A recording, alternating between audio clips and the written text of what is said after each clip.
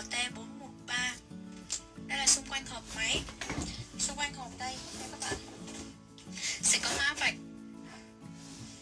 của máy và xuất xứ của máy là Thái Lan. Bây giờ chúng ta sẽ khui xem bên trong hộp có gì nha. Trong hộp sẽ gồm một sách hướng dẫn sử dụng, một phiếu bảo hành, một khóa mở đá và một bộ dây để kết nối, một đầu thì kết nối vào nước và một đầu thì kết nối vào máy. Và thành phần không thể thiếu của chúng ta đó là máy cắt gạch MT413. Đây tôi cho các bạn xem máy. Đầu tiên các bạn nhìn cô là sẽ thấy một tem thông số ở ngay trên thân máy nha. Dòng điện là 220V, tần số là 50-60 Hz, công suất là 1200W, vòng tua là 13.000 vòng trên phút.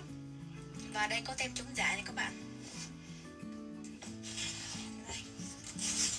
Đĩa này là đĩa 110. Đây các bạn có thể thấy kéo ra dấu vuông được nè. Tôi sẽ cho các bạn xem máy. Cảm ơn các bạn đã theo dõi video của tôi và xin chào và hẹn gặp lại các bạn.